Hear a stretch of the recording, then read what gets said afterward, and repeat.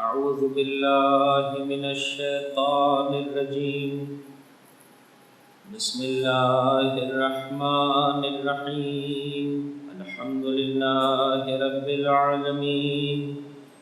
الحمد لله الذي هدانا لهذا وما كنا لنهتدي لولا أن هدانا الله. لقد جاءت رسل ربنا بالحق ثم الصلاة والسلام على أشرف الأنبياء والمرسلين حبيب إله العالمين أبي القاسم محمد اللهم صل على محمد وعلى أهل بيته الطيبين الطاهرين المعصومين المظلومين وصحبه المنتجبين لا سيما بقية الله في الأرضين روحي وارواح العالمين للتراب مقدمه الفداء واللعن الدائم على أعدائهم أجمعين. أما بعد فقد قال الله تبارك وتعالى في كتابه الكريم بسم الله الرحمن الرحيم ولا يحسبن الذين كفروا أنما نملي لهم خير لأنفسهم إنما نملي لهم ليزدادوا إثما ولهم عذاب مهين.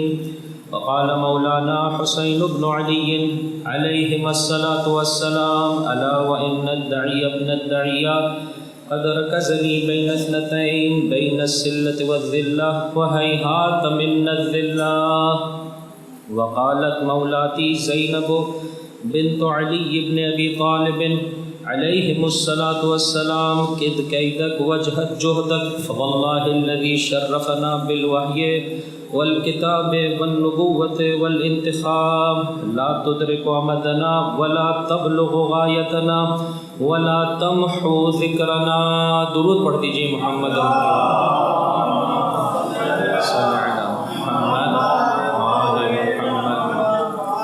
خدا مختار کے شکر گزار ہیں. مسلسل زندگی کا یہ عظیم سرمایہ میرے اور آپ کے شامل حال فرما رہا ہے. دعا گو ہیں جو زندگی کے اوقات اور لمحات باقی رہ گئے ہیں ان سے بہتر طریقے سے استفادہ کرتے ہوئے قرب خدا کے مراحل کو طے کر سکیں اور مخصوصاً فرش عزا پر آنے کے دفعہ رب کی بارگاہ سے جو بیش بہا تحائف اولیاء خدا کو خدا کے دوستوں کو حاصل ہوتے ہیں انشاءاللہ ہم سب کے شامل حال ہو سکے. دلوں کی بیداری کے لیے درود پڑھ دیں محمد اور ان کی آل صلی محمد وآل محمد وعجل فرجهم. انشاءاللہ مجلسوں میں ادب و احترام کے ساتھ شرکت کریں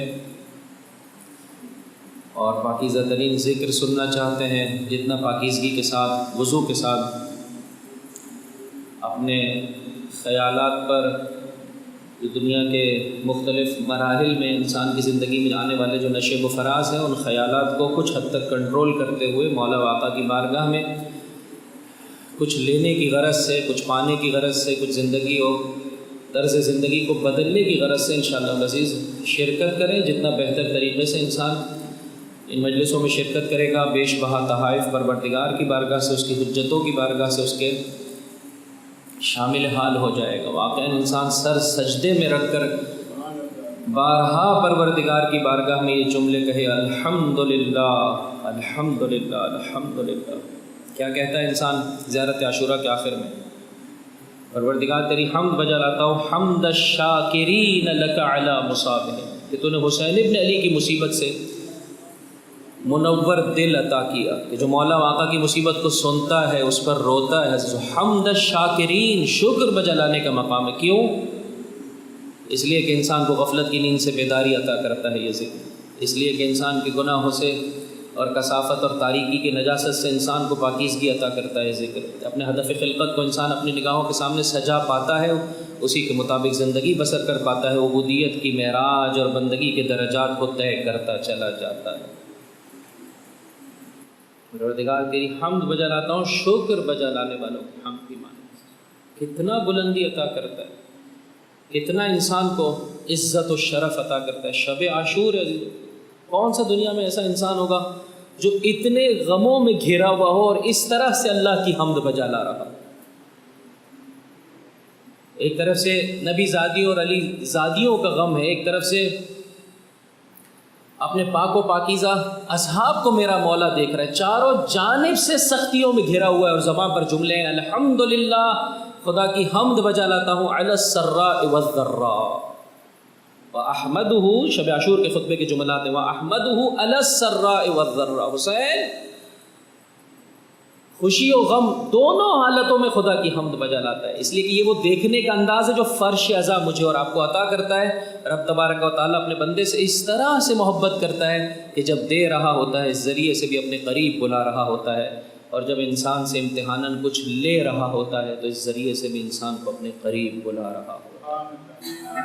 دلوں کی بیداری کے لیے بلند آواز سے درود پڑھ دیں، محمد صلی محمد وآل محمد۔ اگر یہ معرفت انسان کے وجود میں پیدا ہو جائے، توجہ چاہتا ہوں، کبھی انسان حجت خدا کے مد مقابل نہیں کھڑا ہو، اور اگر یہ معرفت انسان کے وجود میں پیدا ہو جائے تو کبھی انسان کے قدم حجت خدا کی ہمراہی سے بھی نہیں رکیں گے۔ جو صاحبان ایمان مسلسل میرے ساتھ ہیں، ایک مد مقابل آ کے کھڑا ہوا ہے، ایک امام کا ساتھ نہیں دے پایا ہے۔ اگر یہ معرفت اور اسی کے مطابق طرز زندگی عزیزوں پروردگار اگر مجھے اور آپ کو ان مجلسوں کے طفیل عطا کر دے تو یہ امراض کبھی بھی انسان کو پریشان نہیں کریں گے۔ 2 امراض کا ذکر میں نے پہلے کیا تھا، ایک مرض کا مختصراً میں نے کچھ امور کا ذکر کیا، آپ جتنا اس سلسلے میں کوشش کریں گے پروردگار آپ کو عطا کرے گا کہ وہ کیا چیزیں تھیں کہ بہت سارے لوگ ساتھ نہ دے پائے حسین ابن علی کا اور ان کی ہمراہی نہیں کر سکے۔ درست ہے قاتلوں میں سے نہیں تھے، ظاہر مد مقابل نہیں کھڑے تھے، لیکن مولا و آقا کی ہمراہی نہیں کر سکے۔ اگر دوسرے لفظوں میں اسے آپ کی خدمت میں پیش کرنا چاہوں تو عزیزو، یا مسئلہ مرحلہ شناخت کا ہے، مرحلہ علم کا ہے، جاننے کے مرحلے میں پرابلم ہے، یا مرحلہ عمل کا ہے، اس شناخت کو صحیح طرح سے اپنی زندگی میں اپلائی کرنے کا ہے کہ اگر صحیح شناخت آ جائے تو بھی انسان اپنے مولا و آقا کی ہمراہی کر پاتا ہے، اور اگر خدا نہ خواستہ اس صحیح شناخت کے مطابق عمل نہ ہو تو رک جاتے ہیں، وگرنہ اگر اسی شناخت کے مطابق انسان پاکیزہ عمل بھی بجا لائے تو ہمیشہ اپنے مولا و آقا کے ساتھ ہوتا ہے۔ گزشتہ گفتگو میں نے 2 امراض آپ کی خدمت میں پیش کیے تھے، ایک حب دنیا جو اگر بہت بڑھ جائے تو انسان مد مقابل آ جاتا ہے، لیکن اگر لو لیول پر بھی ہو تو انسان کے قدم بولیے روک دیتی ہے۔ حب دنیا، جان کی محبت، مال کی محبت، اولاد کی محبت، مقام مرتبے کی محبت، انسان اپنے مولا کی ہمراہی نہیں کر پاتا۔ میرے بیوی بچے، میرا بینک بیلنس، میرا کاروبار، ایک یہ مرض ہے۔ دوسرا مرض میں نے آپ کی خدمت میں پیش کیا کہ جو بعض علماء بیان کرتے ہیں کہ جناب سلیمان ابن صورت خزائی جیسے لوگوں کو پیش آیا، کج فہمی، دین کی صحیح سمجھ بوجھ کا نہ ہونا، دین میں بصیرت والی نگاہوں سے محرومی، جس کی بنا پر right decision at the right time نہیں لے سکے۔ آج ایک تیسری جسے کہہ سکتے ہیں مرض کی جانب نشاندہی کرنا چاہتا ہوں، دلوں کی بیداری کے لیے بلند آواز سے درود پڑھ دیں، محمد صلی علی محمد وآل محمد وعجل فرجهم، کہ یہ بیماری اکثر پڑھے لکھے لوگوں کو لاحق ہوتی ہے۔ توجہ چاہتا ہوں، تو جو پہلا طبقہ ہے دنیا میں لگا ہوا ہے، دین کے بارے میں جانتا ہی نہیں ہے۔ یہ جو دوسرا طبقہ ہے، اس کو دین کی صحیح معلومات نہیں ہوئی، کج فہمی بھی، دین کی صحیح سمجھ بوجھ کا نہ ہونا بھی بہت بڑا مرض ہے عزیزوں۔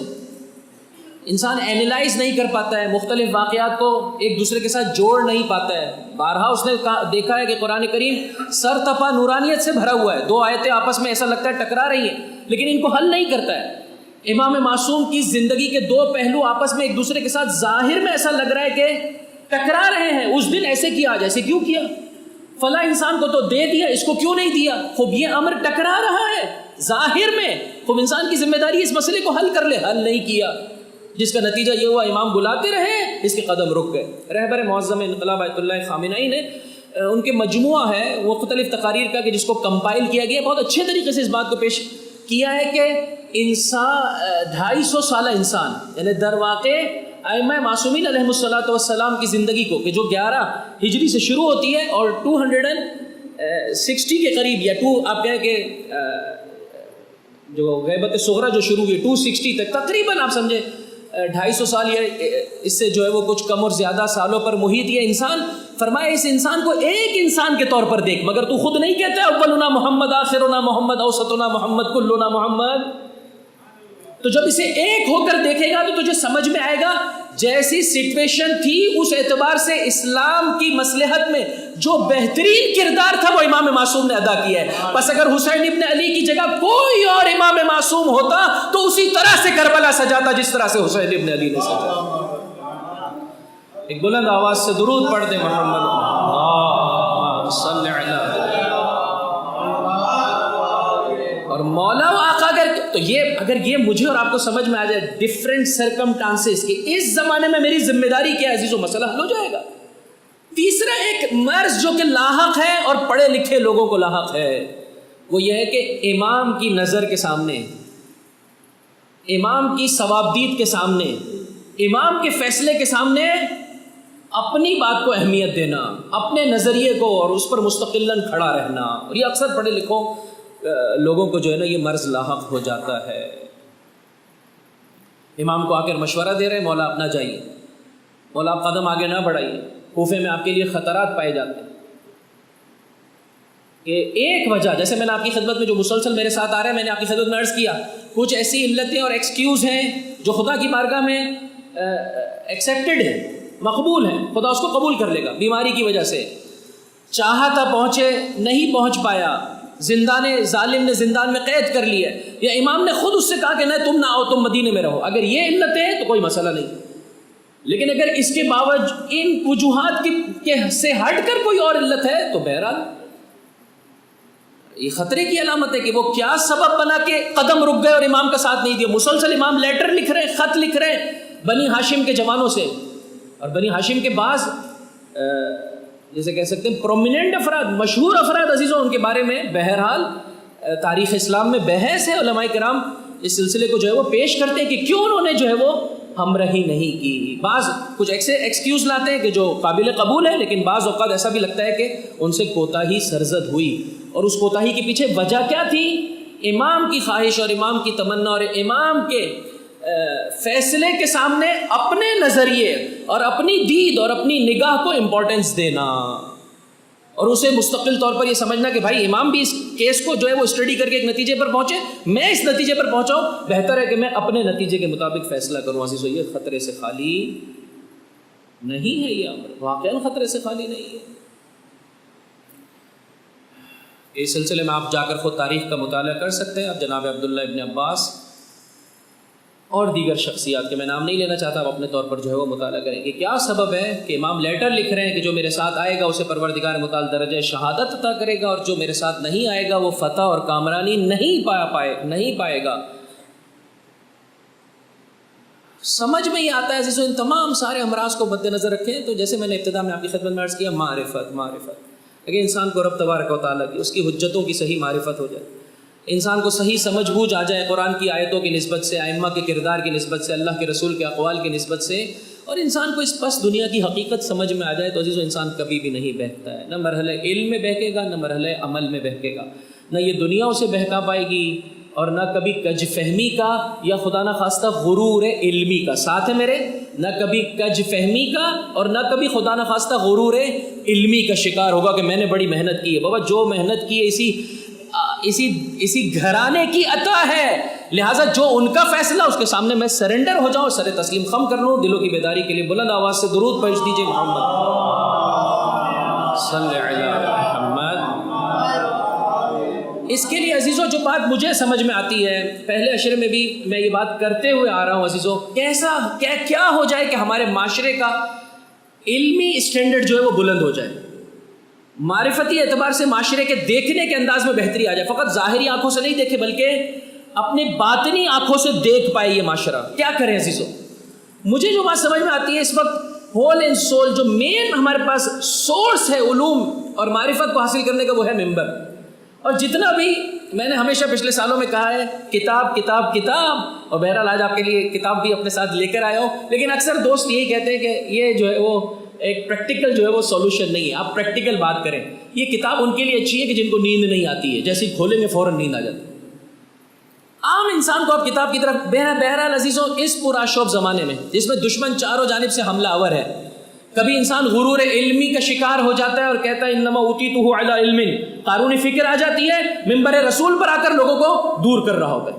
کبھی انسان کج فہمی کا شکار ہو جاتا ہے، وہ بصیرت نہیں آ پاتی، دین کے تمام جوانب اور پہلوؤں کو ایک ساتھ نہیں دیکھ پاتا ہے، اور کبھی خدا نخواستہ حب دنیا کے مرض میں مبتلا ہو جاتا ہے، اپنی جان کی خاطر، اپنے پیسے کی خاطر، اپنے شہرت کی خاطر دین کی واقعیت کو لوگوں تک نہیں پہنچا پاتا ہے۔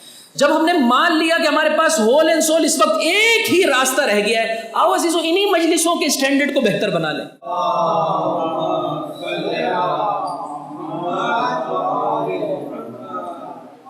یہ گزارش آپ کی خدمت میں پیش کرنے چلا ہوں، اچھا تھوڑا سا پریکٹیکل بھی کیا ہے میں نے، اور بڑی پریشانی کی بات ہے، میں آج آپ کو دعوت فکر دیتا ہوں کہ اس کو آپ پریکٹیکل کیجیے، انشاءاللہ آپ کے ساتھ آپ کے بچے بھی اس مجلس میں موجود ہوں گے، ٹھیک ہے، یا آپ کا کوئی دوست بھی ہوگا۔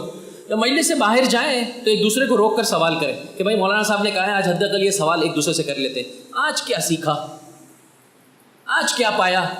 بچہ جب گھر پہنچتا ہے تو ماں کہتی ہے بیٹا نیاز میں کیا ملا، ٹھیک ہے اس نے تناول کر لیا، اور پھر بھی پوچھتی بھائی ملا کیا نیاز میں تجھے۔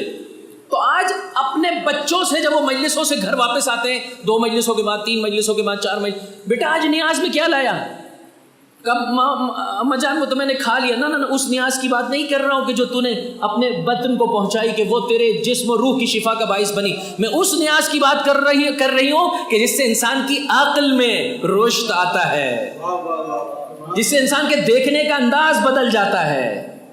لڑائی دنیا والوں کے مابین بھی ہے، توجہ چاہتا ہوں اور کیجیے گا، ہر سال یہ جملہ کہتا ہوں، لڑائی دنیا والوں کے مابین بھی ہے، آخرت والوں کے مابین بھی ہے۔ جھگڑا ادھر بھی ہے، جھگڑا ادھر بھی ہے، ادھر حق لینے پر جھگڑا ہے، ادھر ذمہ داری کی ادائیگی میں جھگڑا ہے۔ ہر آدمی کہتا ہے کسی طرح سے مجھے میرا حق مل جائے، چاہے دوسرے کا حق ضائع ہو جائے۔ یہاں پہ جھگڑا اس بات پر ہے کہ میں اپنی ذمہ داری پہلے ادا کر لوں۔ وہاں پر ہر شخص اپنی جان بچانے کے چکر میں ہے، یہاں پر ہر شخص اپنی جان نچھاور کرنے کے لیے آمادہ۔ یا علی یا علی اللہم صل علی محمد وعلی۔ اسے کما کما کر بھی قناعت نہیں آتی ہے، کہتا ہے حل من مزید، حل من مزید، حل من۔ آپ پریشان نہیں ہوئیے گا کہ میں اس طرف والوں کی بات کر رہا ہوں، مراد دنیا والوں کی ہے۔ اور یہ ہوتے ہیں نا بس اوقات بھی ہماری طرف تو جب آتا ہے ہاتھ تو بڑے سبحان اللہ والی باتیں۔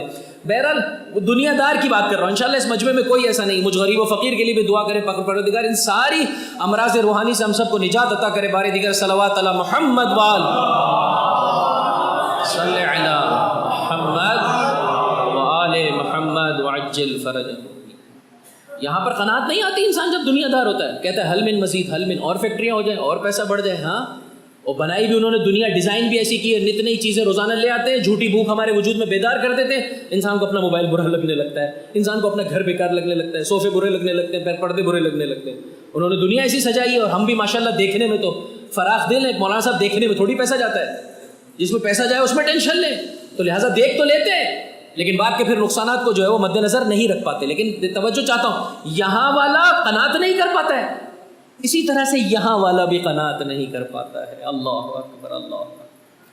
مولانا نہج البلاغہ میں فرماتے 2 بھوکے ایسے ہیں جن کے پیٹ نہیں بھرتے، ایک مال کا بھوکا، ایک علم کا بھوکا، ایک اس علم کو عملی جامہ پہنانے کا بھوکا۔ ماں باوجود اس کے کہ اپنا والی دے چکی ہے زوجہ، لیکن ماں ہونے کے ناطے اپنا بیٹا بھی دینا چاہتی ہے۔ کہ امام معصوم فرماتے جا پہلے اپنی ماں سے اجازت طلب کر کے، تھوڑی دیر پہلے تیرے باپ نے اپنی جان کا نذرانہ دیا ہے۔ تڑپ کے وہ آگے بڑھ کر کہتا ہے مولا میرے آقا، میری ماں ہی نے تو مجھے آپ کی بارگاہ میں بھیجا ہے۔ ماں چاہتی ہے اس طرح سے میرا والی چلا گیا، بطور زوجہ، بطور ماں میرا بیٹا بھی امام کی راہ میں چلا جائے۔ آؤ عزیزو اپنی نگاہوں کو بدلنے کی کوشش کریں، باہر نکل کر ایک دوسرے سے سوال کریں آج مجلس میں کیا پایا۔ کتنی دیر بول پائے گا سامنے والا؟ بولیے۔ میں آپ کو تجربہ بتاتا ہوں، 1 منٹ اگر بہت ہی کوئی فن خان ہوا تو، کوئی پہلے سے بولتا ہو تو الگ بات ہے، لیکن نہیں بول پاتا۔ اچھے گھرانوں کے بچے میں نے دیکھے عزیزو، لینا مطلب کا، بات کو سمجھنا، پہلے بات کو ہم پہلے مرحلے میں لے رہے ہوتے ہیں، ابھی میں بول رہا ہوں آپ سن رہے ہیں، لیکن مجھے نہیں معلوم کہ آپ میں سے کون سا شخص کس طرح سے میری باتوں کو لے رہا ہے، کس طرح سے سمجھ رہا ہے۔ کتنے خیالات آتے ہیں درمیان میں، کبھی ہانڈی ہے، کبھی چیک ہے، ہاں بولیے، کبھی اس سے جھگڑا ہے، کبھی ایسا احساس ہے کہ بابا غلطی ہو گئی، کدھر آ گیا یہ مولانا کی بات تو کچھ مجھے سمجھ میں نہیں آ رہی ہے، جانے کا بھی کوئی راستہ ہے۔ ہزاروں چیزیں درمیان میں انسان کو پریشان کر رہی ہوتی ہیں۔ کتنی دیر بول پائے گا؟ نہیں بول پاتے ہیں۔ اس پریکٹس کو اپنے اندر ایجاد کریں۔ میں کتاب خوانی تک لے جانا چاہتا ہوں، لیکن اس کے لیے راستہ مجھے یہ سمجھ میں آیا ہے کہ جتنی بھی مجلسیں آپ کمپلیٹ کر لیتے ہیں عزیزو، نہیں بول پاتے۔ وجہ کیا ہے؟ انسان حفظ نہیں کر پاتا ان باتوں کو جو لیا ہے، اور جب حفظ نہیں کر پائے گا تو ڈیلیور کیسے کرے گا؟ بھائی جب آئے گا مال تو بعد میں خرچ کرے گا نا، جب آ ہی نہیں پا رہا ہے یا یہاں سے وہاں سے نکل گیا مختلف مسائل کی بنا پر، تو لہٰذا اس کا ایک رائے حل یہ ہے کہ اگر آپ کو شرمساری کا اور آکورڈ فیل ہوتا ہے مجلس میں قلم و کاغذ لے کر بیٹھنے سے، وگرنہ سب سے بیسٹ آپشن یہ ہے مجلس میں کاغذ قلم آپ کے ہاتھوں میں ہو اور آپ لکھتے چلے جائیں۔ میں نہیں کہہ رہا ہوں ایک ایک لفظ لکھے نا، پوائنٹ وائز، پہلا نقطہ یہ تھا، دوسرا نقطہ یہ تھا، تیسرا نقطہ، اس عادت کو اپنے اندر ڈیولپ کریں، اور جب باہر نکلیں اور آپ سے کوئی پوچھنے والا پوچھے کیا پایا تو آپ دیکھ کر بتا سکیں۔ اور اس میں اچھا طریقہ کار یہ ہے عزیزوں کہ دو آدمی مل کر اس سلسلے کو شروع کریں، ایک ہی مجلس میں دونوں نے شریک ہوئے، جب باہر جا کر ایک دوسرے کو بیان کریں گے تو ہو سکتا ہے وہ کہے گا نہیں بھائی یہ تو کیا بات بیان کر رہا ہے، یہ تو مولانا نے بیان ہی نہیں کی، اور یہ نقطہ تم نے چھوڑ دیا، یہ بہت امپورٹنٹ تھا جو مولانا نے بیان کیا۔ نتیجہ یہ ہوگا کہ مادر گرامی کی خدمت میں جا کر آپ اپنی جب تقریر سنائیں گے، یہ پہلا اسٹیپ ہے کہ علم و شعور و معرفت میں میرے اور آپ کے اضافہ ہوتا چلا جائے گا، اور جتنا حسینی ذکر میرے اور آپ کے وجود میں بڑھتا چلا جائے گا، نگاہوں کے سامنے آتا چلا جائے گا، نگاہیں پاکیزہ ہوتی چلی جائیں گی، سماعتیں پاکیزہ ہوتی چلی جائیں گی، دل کو سمجھ میں آنے لگے گا، حب دنیا کے مرض سے بھی نجات ملے گی، اور انسان اپنے مولا واقع کی راستہ میں بہترین طریقے سے قدم آگے بڑھا سکے گا۔ ایک بلند آواز سے درود پڑھ دیں محمد رسول اللہ۔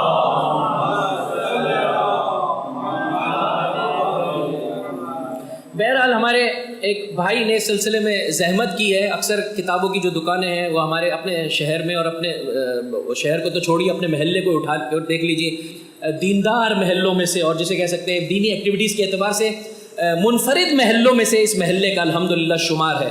پوچھئے یہاں پر کتابوں کی دکانیں بڑھتی چلی جا رہی ہے الحمدللہ یا گھٹتی چلی جا رہی ہے؟ ایک مرتبہ مجھے بہت اپنے بچپنے کا واقعہ یاد ہے کہ میں کتاب لینے کے لیے پہنچا تو انہوں نے مجھ سے کہا کہ میں نے آگے بڑھ کر کہا کہ پلیز تھوڑا سا ڈسکاؤنٹ دے دیں، تو کہہ رہے جب چنے چھولے کھاتے ہو تو ڈسکاؤنٹ مانگتے ہو؟ میں نے اتنا بھپرا ہوا تھا وہ بیچارہ۔ اور اسی معاشرے میں کھانے پینے کی دکانیں الحمدللہ بڑھتی چلی جا رہی ہوتی ہیں، جس کو کوئی دکان نہیں ملتی وہ ریڑھی لگا کر بھی بیچ رہا ہوتا ہے کہ بھائی خریدار موجود ہے، لیکن کتاب کا میرے بھائی خریدار نہیں ہے۔ خوب اس تک پہنچنا چاہتے ہیں، آج میں خطبہ بھی اسی لیے لے کر آیا تھا آپ کی خدمت میں کہ وہ خطبہ جو شہزادی نے کوفہ کے لوگوں کے درمیان میں پیش کیا ہے وہ آپ کی خدمت میں پیش کروں عزیزوں۔ اس تک پہنچنا چاہتے ہیں، مشکل ہے۔ پہلا مرحلہ وہی ہے جو میں نے آپ کی خدمت میں ذکر کیا، مجلس کے پوائنٹس آپس میں لیں، ایک دوسرے کے ساتھ ڈسکس کریں، ایک ڈائری مینٹین کریں، آہستہ آہستہ کوشش کریں۔ دوسرے مرحلے میں 2 مہینے 8 دن بہت ہے میرے بھائی، آہستہ آہستہ کوشش کریں دوسرے مرحلے میں ایک ہی موضوع مختلف علماء سے سن لیں، ایک ہی ٹاپک کو، نتیجتاً پھر جب اس ٹاپک سے متعلق آپ کتاب کو اٹھائیں گے اب نیند نہیں آئے گی۔ یہ واقعہ یہ تو ہم نے سن لیا، یہ آیت یہ تو ہم نے پڑھی تھی، یہ روایت یہ بھی کتنی خوبصورت، ہاں یہ روایت نہیں دیکھی تھی، یا جو ہے وہ ہم نے فلاں عالم سے نہیں سنی تھی۔ آہستہ آہستہ علم کے راستے میں قدم میرا اور آپ کے بڑھانا، یاد رکھیے عزیزوں، میرے اور آپ کے بچوں کی نجات کا ضامن ہے۔ اس پرآشوب دور میں جتنا اپنے آنکھوں کو اچھا دکھائیں گے، جتنا اپنے کانوں کو اچھا سنائیں گے، اتنا دل پاک و پاکیزہ ہوتا چلا جائے گا۔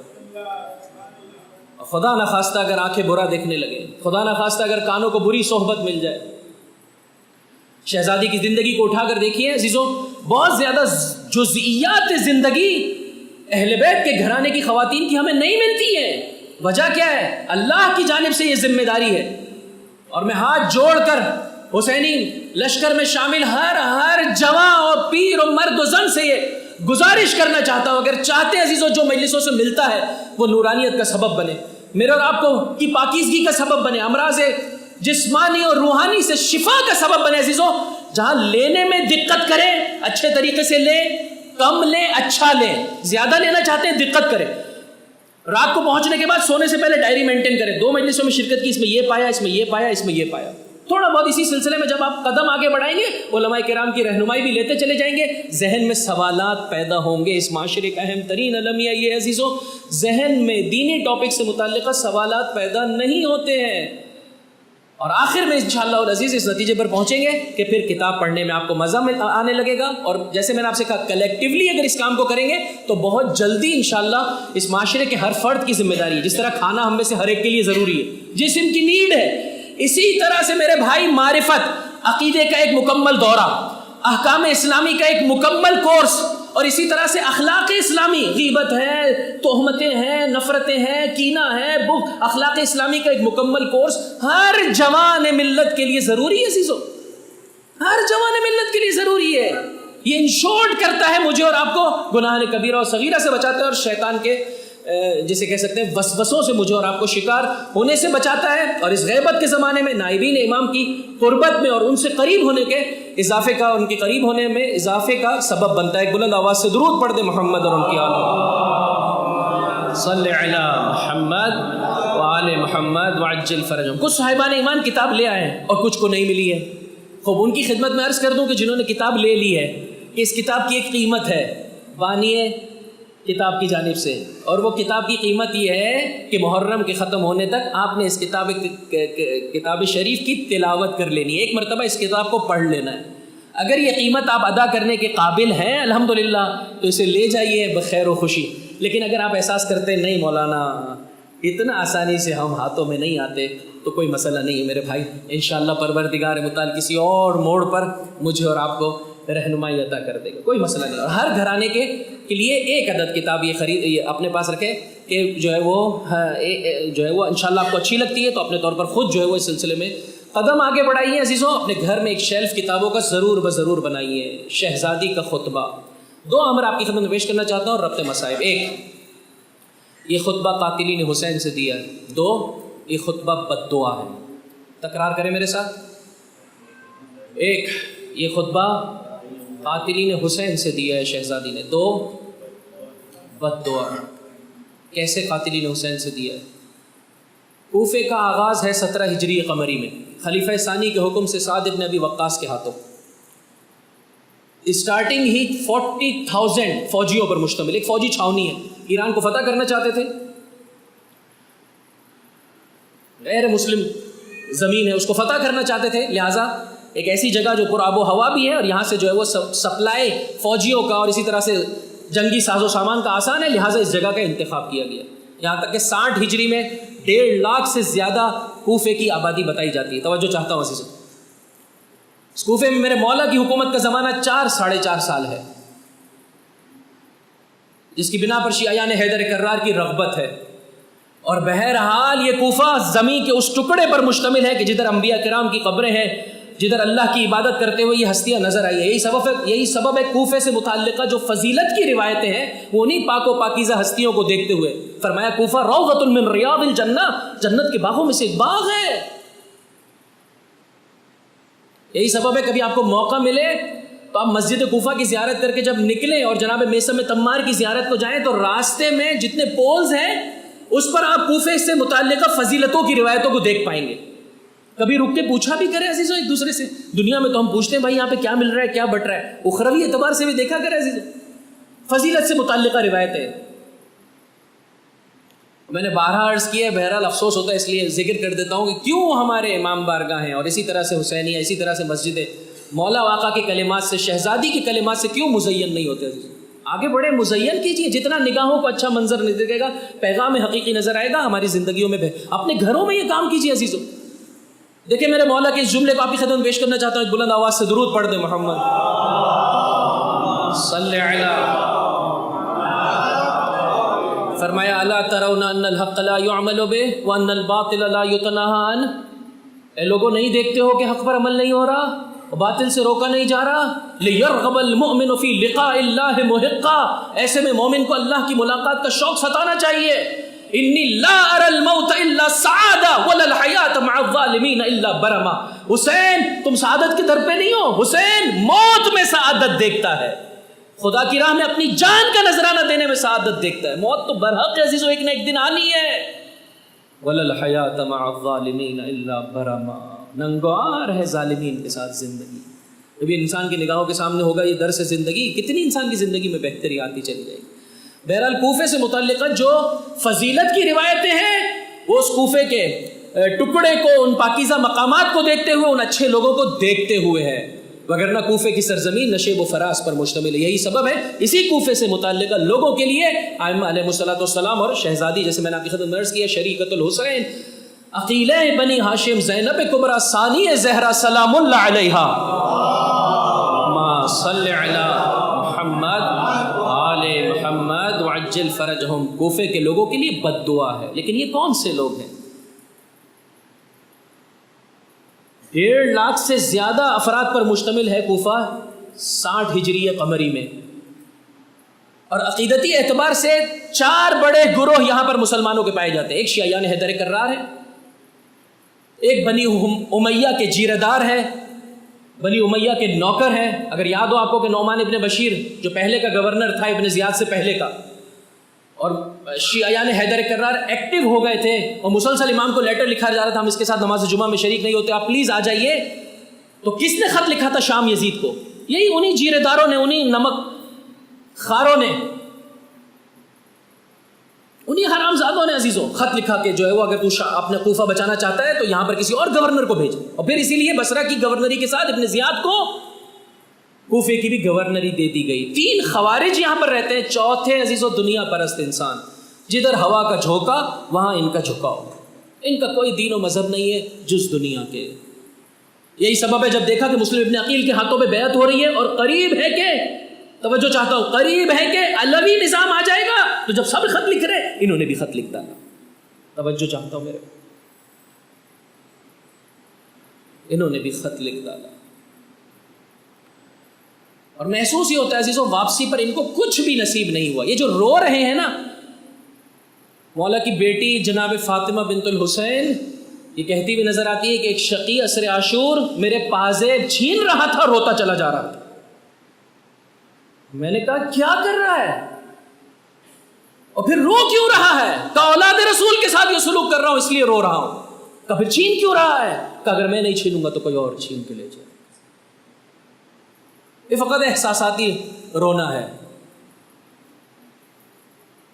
اگر نہ اس طرح سے دنیا میں مستغرق ہے کہ اسے دنیا کے سوا اور کچھ نظر نہیں آتا۔ بہرحال جب شہزادی نے ان کے وجود کو جھنجھوڑا ہے اور کہا ہے کہ تڑپتے رہو گے تو زار و قطار رونے لگے عزیزوں۔ فقط رونے سے تو یہ ثابت نہیں ہوتا یہ چاہنے والا عزیزوں، کیسے انسان اپنے کبھی باپ کا قتل نہیں کر سکتا؟ علی کا پیروکار جس کے وجود کا ایک ایک حصہ علی علی علی علی سے بھرا ہوا ہے۔ میرے مولا نے جب آواز دی تھی شبس ابن ربعی، جاؤ اپنی کتابوں میں دیکھو،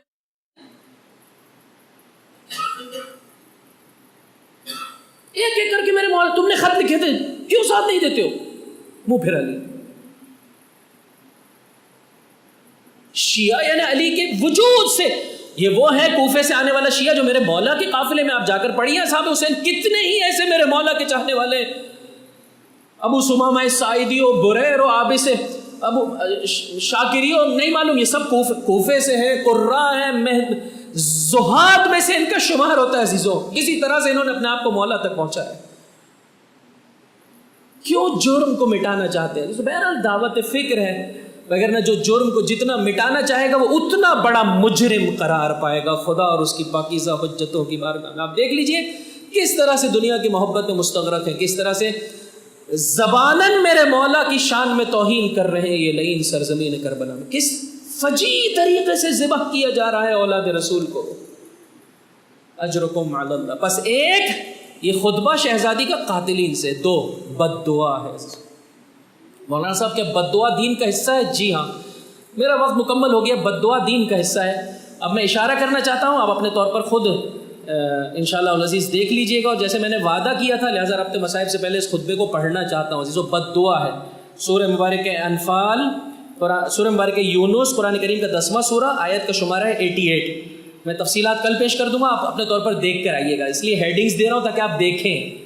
کتاب کی طرف رجوع کرنا اپنی عادت بنائیے عزیزو، اپنے لیے افتخار قرار دیجئے، قرآن کریم کو کی طرف مراجعہ کرنا۔ 2 صحیفہ سجادیہ کی دعا نمبر 27، سرحدوں سے متعلقہ جو فوجی ہیں ان کے لیے امام نے دعا کی اور ان کے دشمنوں کے لیے بد دعا کی، جا کر پڑھیے۔ 3 میرے مولا کا خطبہ ہے کتاب شریف نہج البلاغہ میں، انشاءاللہ العزیز اس کو بھی جا کر دیکھیے گا، موقع ملا تو کل آپ کی خدمت میں پیش کر دوں گا، خطبہ نمبر 25۔ دیکھیں انہی کوفیوں کے لیے میرے مولا نے کیسے بد دعا دی ہے۔ یہ میرے مولا کی شیعہ نہیں ہے، میرے مولا کی شیعوں کا حال پڑھنا چاہتے ہیں، خطبہ نمبر 180 دیکھیے گا۔ گریہ کیا ہے علی ابن ابی طالب نے، گریہ کی ہے، شہزادی نے بھی عزیزو بد دعا دی ہے. پہلے مرحلے میں دعا ہے دعا ہے دعا ہے، آجا ہدایت کی جانب، آجا ہدایت کی جانب، آجا ہدایت کی جانب. لیکن جب وہ وقت آ گیا کہ خون حسین سے اپنے ہاتھ رنگ لیے، اب شہزادی کی بد دعا کا سلسلہ ہے کہ کل انشاءاللہ اپنے ساتھ اس کتاب کو لے کر آئیے گا. میں مکمل خطبے کی تلاوت کل آپ کی خدمت میں کر دوں گا. شروع کر دوں عزیزو، چوتھی تقریر ہے. بہرحال خطبے کے کچھ الفاظ. حمد و سپاس اللہ کے لیے. جن کے پاس کتاب موجود ہے آپ دیکھ سکتے ہیں صفحہ نمبر 31. حمد و سپاس اللہ کے لیے اور درود و سلام میرے پدر بزرگوار محمد مصطفیٰ اور ان کے پاک اور نیک اہل بیت پر. ایک درود پڑھ دے صلی علی محمد. گزارش کروں گا سب مل کر اچھے طریقے سے صلوات پڑھ دے محمد صلی علی محمد. کوفے والو سنو عزیزو، توجہ چاہتا ہوں. کوفے والو، غدر اور فریب کے پتلو، رو رہے ہو، تمہارے آنسو کبھی نہ رکے، ہمیشہ فریاد کرتے رہو. مکاری کے مارو، تم اس عورت کی طرح سے ہو جو محنت سے اون کاٹتی تھی اور پھر خود ہی اسے ٹکڑے ٹکڑے کر ڈالتی تھی. قسمیں کھا کر پلٹنے والوں، عجب و غرور کے مجسموں، لونڈیوں کسی خوشامد کرنے والوں، دشمنوں کی طرح عیب جوئی کرتے ہو ظالموں. تم گھورے کہتے ہیں، تھوڑی عمیق اردو ہے یہ، حجت الاسلام ابن الحسن نجفی کی ہے. بہرحال اچھی کتاب ہے، مناسب طریقے سے اس کتاب کو چھاپا گیا ہے اور اردو کی فصاحت و بلاغت کو مد نظر رکھا گیا. تم گھورے پر یعنی تم گندگی کے ڈھیر پر اگی ہوئی ہریالی ہو. ظاہر میں بڑے وہ دکھائی دیتے ہو کہ ہم مدد کرنا چاہتے ہیں، ہم ساتھ دینا چاہتے ہیں. عزیزو آپ جا کر پڑھیے میرے چوتھے امام نے جب بہت روئے اور کہنے لگے نہیں مولا ہم آپ کا ساتھ دینا چاہتے ہیں، نہیں، آخر میں میرے چوتھے امام نے فرمایا اگر تم ہماری امداد کرنا چاہتے ہو ایک کام کرو، آج کے بعد ہمارا ساتھ تو تم نہیں دو گے لیکن آج کے بعد ہمارے برخلاف آ کر کھڑے نہ ہو جائے. اللہ اللہ. اور جھوٹی ملمہ کاری کی طرح بے قیمت ہو، کس بری طرح تم نے اپنی عاقبت خراب کی ہے. اب غضب الہی کے لیے تیار ہو جاؤ. اجرکم علی اللہ، اجرکم علی اللہ. میرا وقت مکمل ہو گیا عزیزو. اسلام مسلسل دعا دیتا ہے، ہدایت کے لیے بلاتا ہے. آجا پلٹ جا، آجا پلٹ جا. نہ پھینک اپنے آپ کو ظلم و تاریکی اور گناہ کے دلدل میں. اپنے نوجوانوں سے خطاب کرتا ہوں، اپنی آنکھوں کو بہتر بنایا عزیزو. آپ نے شہزادی کے خطبے کی تلاوت کی، آپ نے اپنی آنکھوں کو بہتر بنایا اور اب بنائیں گے شہزادی پر رو کر. خدا آرا اپنی شہزادی سے ایک وعدہ کر کے چلے، بی بی محرم و سفر کے ایام ہو یا پوری زندگی ہو، آج کے بعد یہ آنکھ گناہ نہیں کرے گی. آج کے بعد یہ آنکھ گناہ نہیں کرے گی. غیر نے اس قدر میری شہزادی کا دل دکھایا ہے.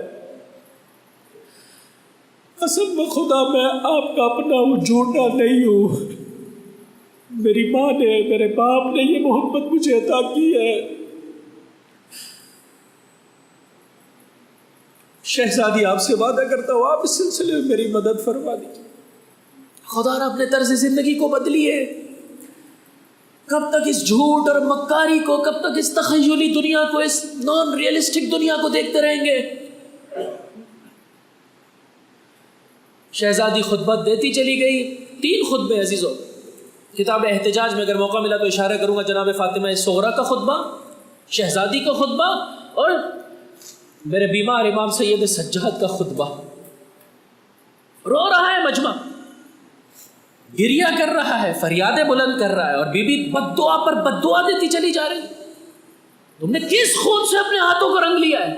کتنا بلایا تمہیں ہدایت کے لیے، کیوں کر پلٹ کر نہیں آئے؟ اب جب چاہنے والا روئے تو تڑپ کے کہے مولا اے شہزادی یہ رونا آپ کی راہ میں قدم آگے بڑھانے کے لیے، اپنے آپ کو گناہ کی زنجیروں سے اپنے آپ کو آزاد کرتے ہوئے.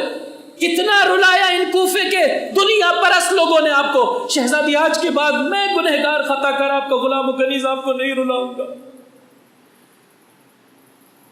اجرکم علی اللہ. عزیزو تاریخ یہ کہتی ہے کہ اس کیفیت کو دیکھ کر لعین نے مقتل میں یہ لکھا ہے کہ سرحائے شہداء آگے بڑھا دیے. شاید ایسا محسوس ہوتا ہے عزیزو اس کیفیت کو دیکھ کر تاکہ بی بی کے خطبوں کو منقطع کیا جائے، سرحائے شہداء آگے بڑھا دیے گئے. ایسے میں جب بہن کی نگاہ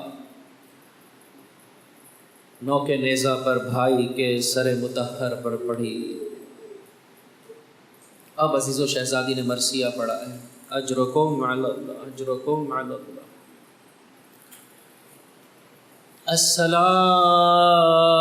آؤ اسی طرح سے شہزادی کی نگاہ اپنے بھائی کے نوک نیزہ پر موجود سر مطہر پر پڑی، جس طرح شہزادی مسلسل اپنے بھائی کو سلام دے رہی ہے سرزمین کربلا کو اپنی نگاہوں کے سامنے رکھتے ہوئے۔ السلام علی الحسین وعلی علی ابن الحسین۔ نہیں معلوم عزیزو زندگی کی آخری رات نہ ہو عزیزو، اپنی قبر کی نورانیت کے اسباب کی پروردگار متعال سے تقاضا کیجیے۔ بد دعا دین کا حصہ اسی زیارت عاشورہ کے آغاز میں کیا، اللہم لعن اول ظالم ظلم حق محمد وآل محمد وآخر تابع له على ذلك، اللہم لعن الإصابة التي جاهدت الحسين وشایعت وبایعت وتابعت على قتله، اللہم لعنهم جميعا۔ پروردگار ہر ایک کو تیری رحمت سے دور کر دے۔ پھر انسان آئے پاک و پاکیزہ ہستیوں کی بارگاہ میں اور صدق دل سے مانگے، السلام علیک یا ابا عبداللہ، سب میرے ساتھ مل کے، وعلی الارواح التي حلت بفنائک،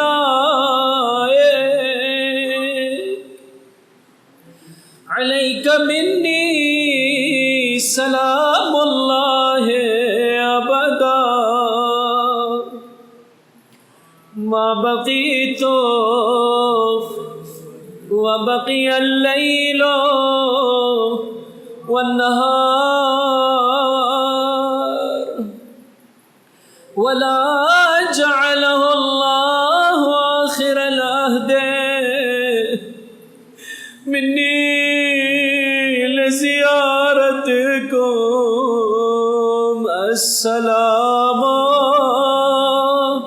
علی الحسین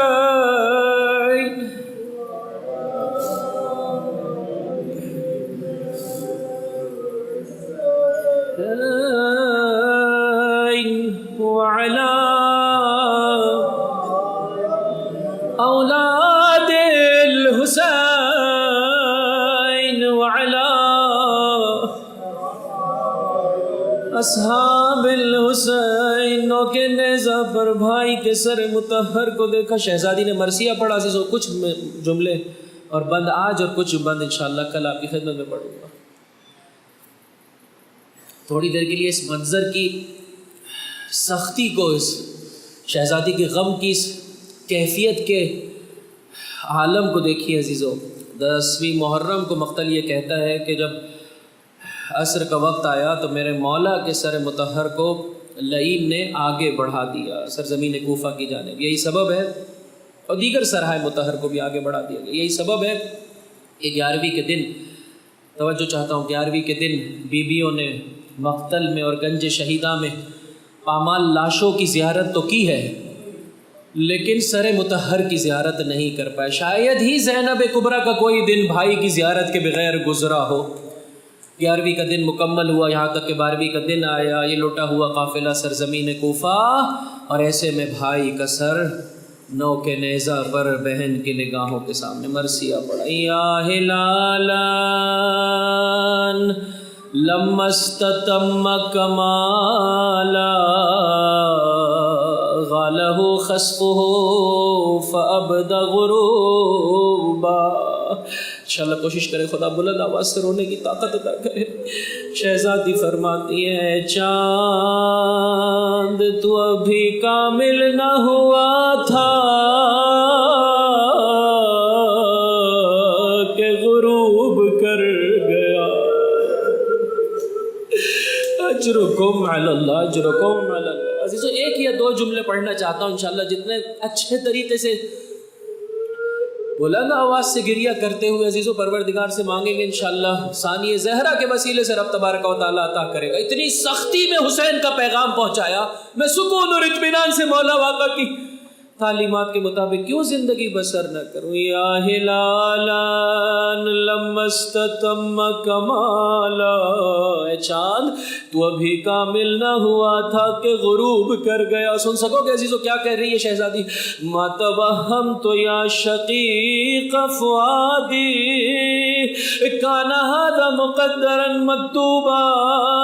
اے میرے دل کے ٹکڑے حسین، تیری بہن کو یہ گمان نہ تھا.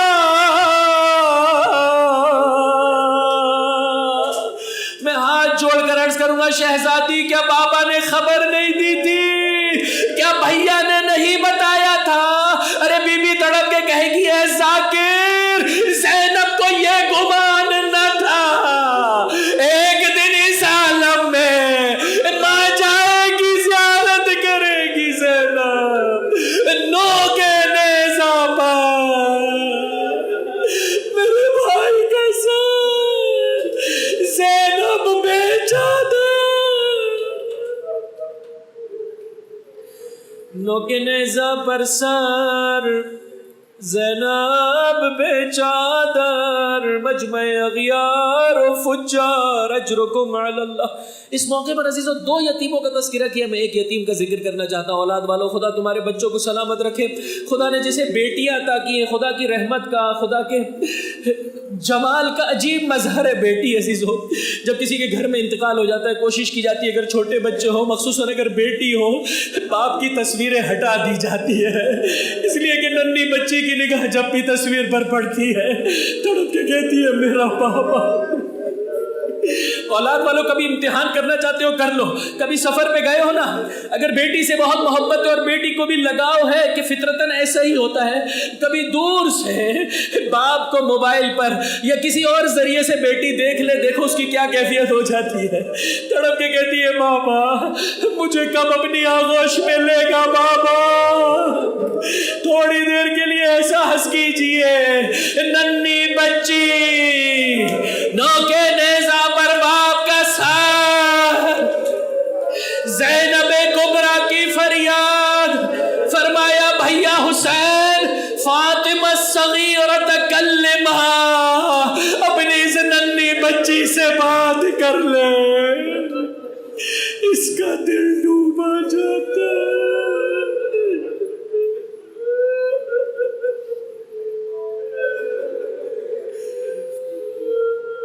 الا ولعنت اللہ علی القوم الظالمین وسيعلم الذین ظلموا